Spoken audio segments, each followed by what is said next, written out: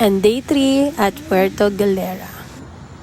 So maaga kami nagising para kami ay mag-picture-picture niya sa dagat. And yun lang yung ginawa namin, nagstay lang kami sa resort, hindi na kami umalis. And in-enjoy na lang namin yung resort. Tapos nag-picture-picture kami kung saan kami pwede mag-picture. Ay, maaga kami nagising kasi ang breakfast namin is 7:30. So, habang wala pang breakfast, nagpipicture-picture muna kami and then, chill lang kami muna dyan, tambay muna kami habang sila naglalaro, habang kami ay nag-aantay sa aming breakfast. At naisipan naming puntahan ang sinasabi nilang duktungan daw ng Tamaraw Resort. Ang Tamaraw Falls, malapit lang yan. Parang ang madadaanan mo lang is isang resort yan, which is yung dinadaanan namin. Pwede kang dumaan naman, basta wag ka lang pumasok sa resort nila. Ayan, madadaanan nyo yan kapag papunta kayo ng Tamaraw Falls. Yung daluyan ng Tamaraw Falls hindi mismo Tamaraw Falls, which is napuntahan na natin yun nung first day si Tamaraw Falls. Kung inyong napanood ang ating day 1 vlog.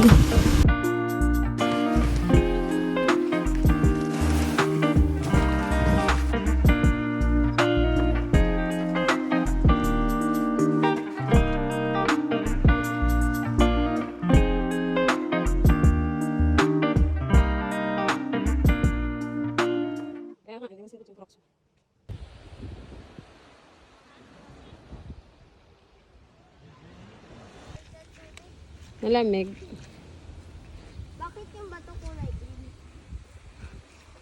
Pag nagulog ako dito, ang daming isda. Ay, ano yan isda, butete ata eh. Kaya maliligo matinig kasi may naliligo mga tayo sa kalabaw.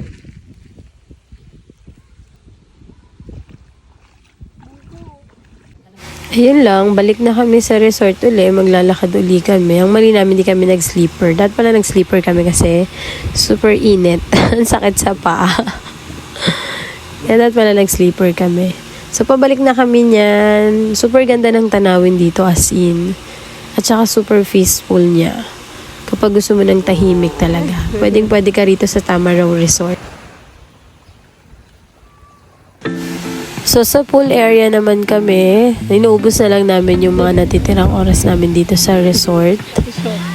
Para sulit naman. Bali, parang third day na lang kami talaga nagstay dito sa resort. Kasi yung first day namin is nag-land tour kami. And then the second day namin is what you call this? Parang nag-tour kami sa dagat naman yung aming second day. So, third day namin, dito kami sa resort na nagstay. Kung sulit, mga madam, yes, super sulit ng Tamaraw Beach Resort dito sa Puerto Galera.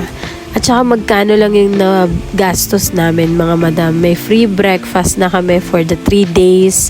Ang bill ko lang po is umabot lang ng 7,000 lang po ang aming room.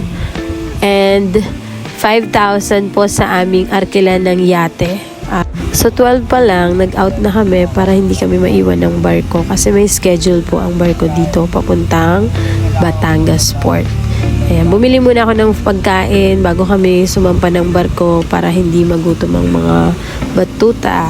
Ayan. So, yan ang naging pwesto namin.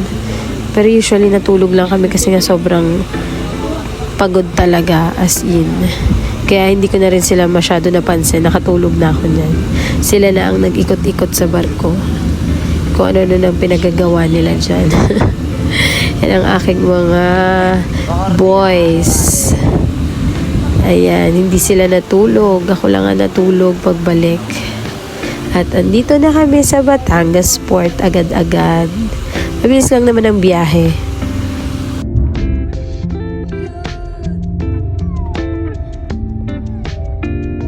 Buhay pa pala. 2 years too late. And syempre, ang pinaka-favorite part namin kapag bumabiyahe ang stopover. At ang favorite food ng aking mga anak is walang katapusang McDonald's. At dyan nagtatapos ang ating day 3 vlog. Bye!